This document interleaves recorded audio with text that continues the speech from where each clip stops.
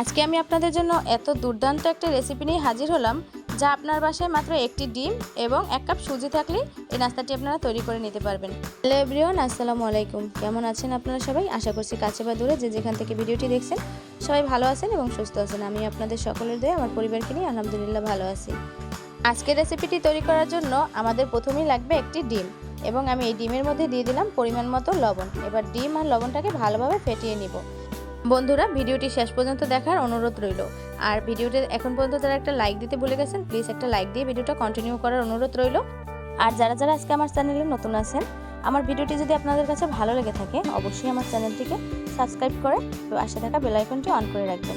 এতে করে আমি নতুন নতুন ভিডিও ছাড়ার সাথে সাথে আপনাদের কাছে চলে যাবে। তো দেখতেই পাচ্ছেন বন্ধুরা, আমার ডিমটা কিন্তু ফেটানো প্রায় শেষ। এবারে আমি দিয়ে দিলাম স্বাদ অনুযায়ী চিনি। আপনারা এখানে চিনিটা স্কিপ করলেও করতে পারেন যদি আপনারা মিষ্টি জিনিস পছন্দ না করেন, তবে মিষ্টিটা দিলে একটু খেতে ভালো লাগে, তাই আমি মিষ্টিটা দিলাম। তো আমি এখানে পরিমাণ মতো চিনিটা দিয়েছি।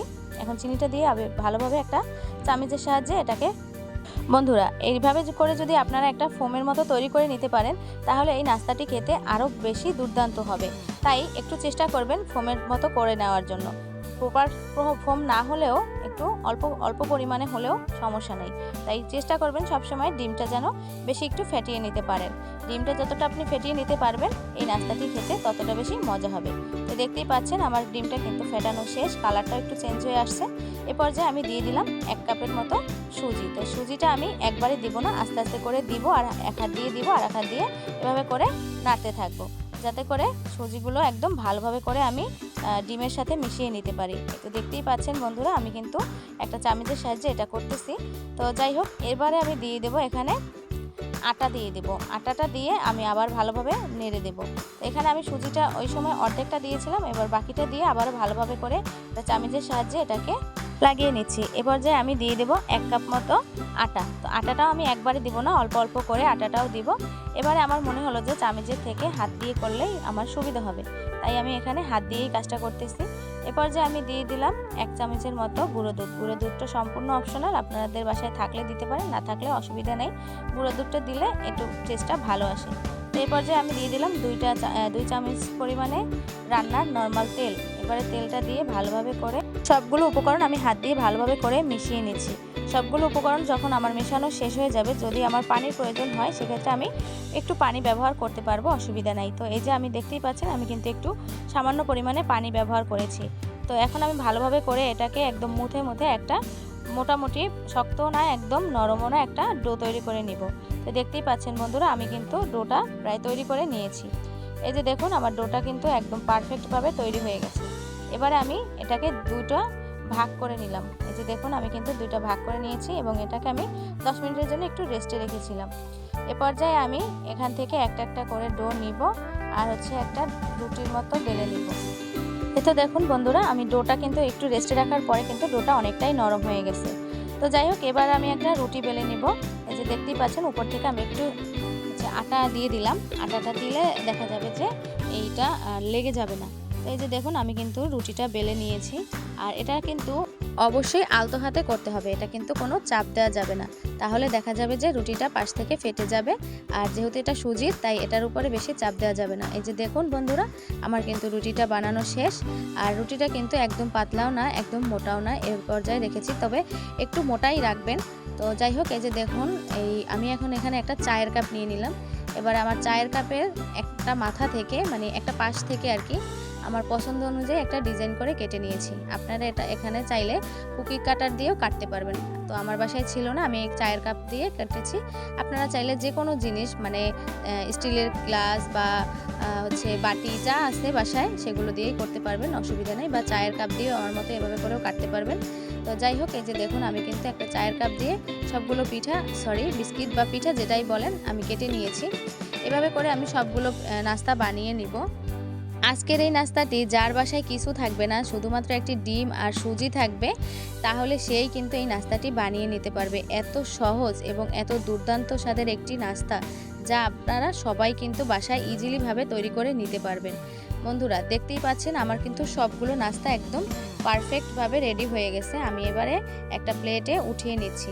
তো এখানে আমার 2 প্লেটের মতো হয়েছে। 1 কাপ আটা এবং 1 কাপ সুজি দিয়ে আমার এখানে 2 প্লেটের মতো পিঠা বা বিস্কিট হয়েছে। তো এগুলো আমি এখন এই যে দেখুন আমি কিন্তু ফাঁকা ফাঁকা করে রেখেছি, যেহেতু এটা সুজি তাই একটার গায়ে আরেকটা যদি লেগে যায় তাহলে দেখা যাবে যে হয়তো ভেঙে যেতে পারে, তাই আমি একটু ফাঁকা ফাঁকা করে রেখেছি। এখন এগুলোকে আমি একটা সাইডে রেখে দিব কিছুক্ষণের জন্য, তারপরে আমি চুলায় চলে যাব ভাজার জন্য। তো চলুন বন্ধুরা, আমি এখন এই নাস্তাগুলো ভেজে নিচ্ছি। এই যে দেখুন আমি একটা কড়াইয়ে তেল দিয়ে দিলাম পরিমাণ মতো। এই তো তেলটা হালকা গরম হওয়া অবস্থায় কিন্তু আমি এক এক করে ওই পিঠাগুলো নিব আর তেলের ভিতরে দিব। অবশ্যই কিন্তু তেলটা হালকা গরম থাকা অবস্থায় দিবেন, তাহলে কিন্তু ভিতরটাও একদম পারফেক্টভাবে হয়ে যাবে, নয়তো দেখা যাবে যে উপর থেকে পুড়ে যাবে আর ভিতর থেকে কাঁচা থেকে যাবে। তাই তেলটা হালকা গরম থাকা অবস্থায় কিন্তু পিঠাগুলো দেওয়ার চেষ্টা করবেন, আর সুন্দর করে অল্প অল্প জালে কিন্তু এই পিঠাগুলো ভেজে নেবেন।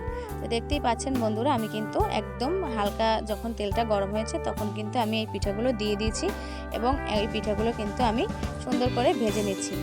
তো দেখতে থাকুন বন্ধুরা আমি কিভাবে করে পিঠাগুলো ভাজতেছি।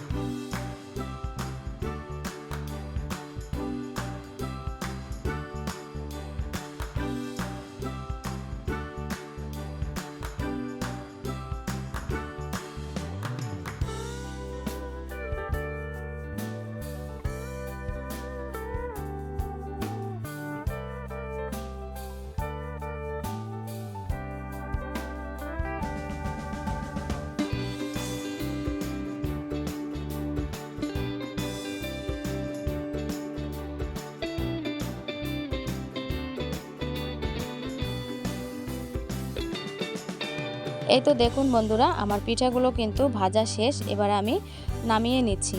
এই যে দেখুন পিঠাগুলো অনেকটা ক্রিস্পি হয়েছে, কিন্তু এই যে দেখুন আমার পিঠাগুলো দেখতে কতটা সুন্দর লাগছে।